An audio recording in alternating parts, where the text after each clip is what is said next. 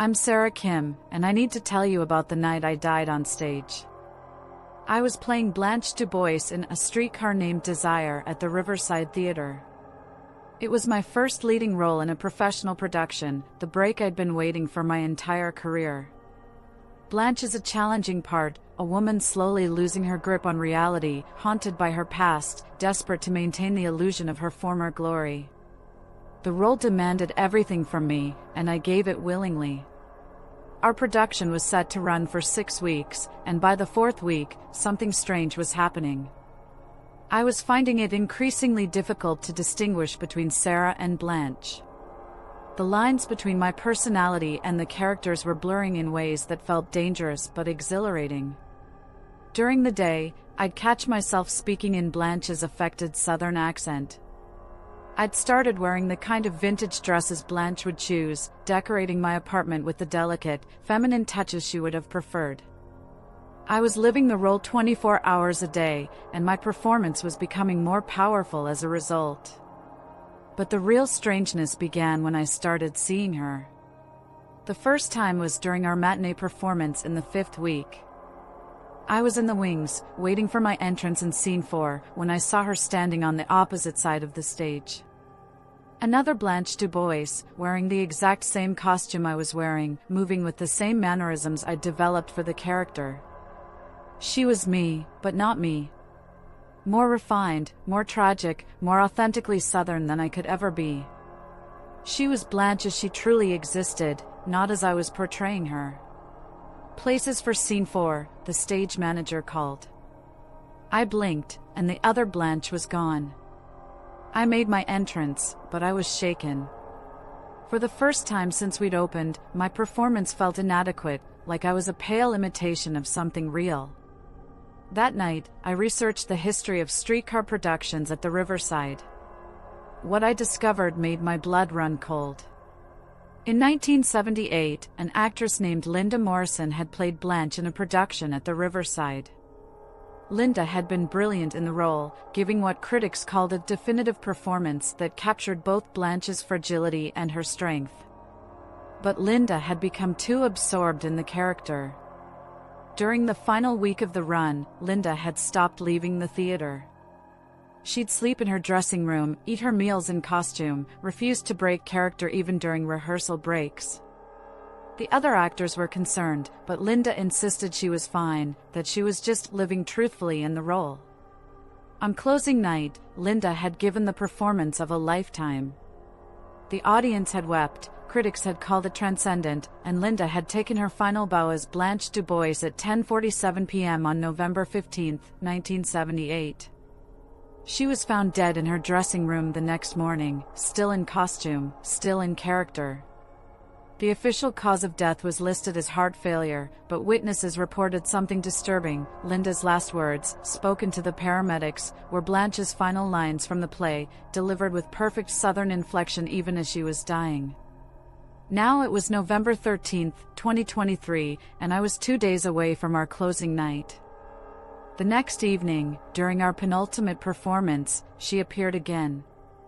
This time, Linda was sitting in the front row, wearing the same costume I was wearing, watching my performance with an expression of infinite sadness. No one else could see her.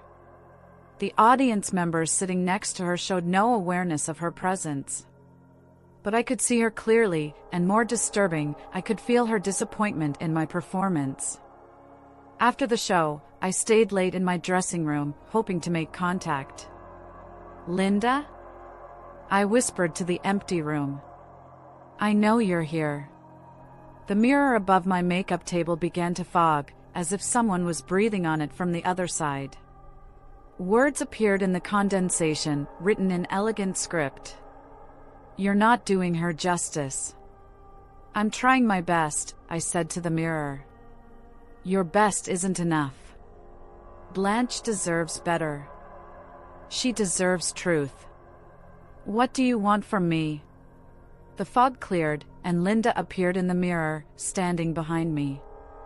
She placed her ghostly hands on my shoulders, and I felt a chill that went deeper than cold. It was the touch of absolute desperation. "Let me show you," she whispered, "how Blanche should really be played." The sensation was immediate and overwhelming. Linda's memories flooded into me, her understanding of Blanche's psychology, her interpretation of every line, her physical embodiment of the character's desperate femininity. It was like downloading decades of theatrical knowledge directly into my brain. But with the knowledge came something else: Linda's obsession, her need to achieve the perfect performance, her willingness to sacrifice everything for art. You see now, Linda's voice seemed to come from inside my head. You understand what the role demands. I did understand. For the first time, I truly comprehended Blanche's tragedy, not just intellectually, but emotionally, viscerally. I felt her desperation, her delusions, her terror of being truly seen. The next night, our closing performance, I was no longer Sarah Kim playing Blanche DuBois. I was Blanche, completely and utterly. Every gesture was authentic, every word rang with truth, every emotion was genuine. The audience was transfixed. I could feel their attention like a physical force, their gasps and sighs responding to every nuance of my performance. This was what I'd always dreamed of: complete connection between performer and audience, the magical moment when theater becomes more than entertainment and transforms into something transcendent. But as the play progressed, I realized something terrifying was happening.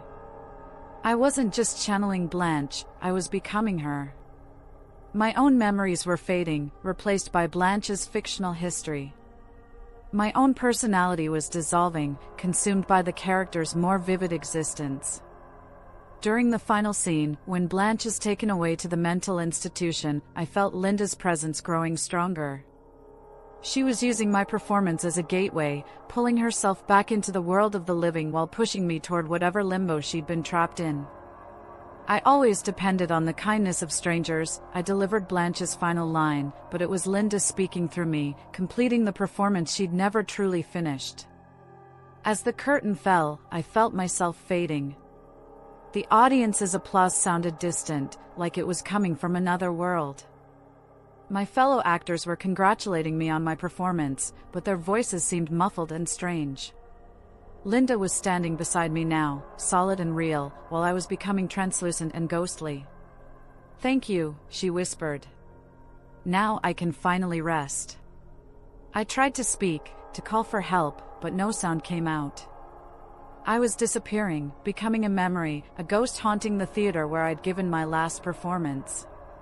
The paramedics found me in my dressing room an hour later, unconscious but alive. The doctor said I'd suffered some kind of dissociative episode, probably brought on by the stress of the demanding role. They kept me for observation, ran tests, found nothing physically wrong.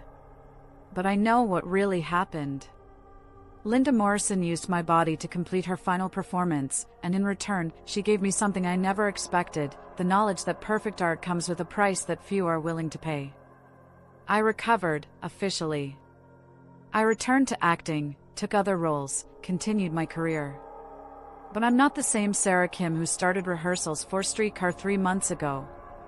Linda didn't possess me completely, she left me enough of myself to continue living. But she kept part of me with her, the part that understood what true theatrical perfection looks like. And sometimes, when I'm watching other actors perform, I can feel her presence. She's still out there, still searching for the perfect performance, still looking for actors willing to sacrifice everything for their art. The Riverside Theater still produces plays, still draws audiences who come seeking the magic of live performance. But if you ever attend a production there, and you see an actor who seems too perfect, too authentic, too completely absorbed in their role, just remember that some performances are so powerful they can trap both the actor and the character in an endless loop of theatrical perfection. And sometimes, that's exactly what both of them want.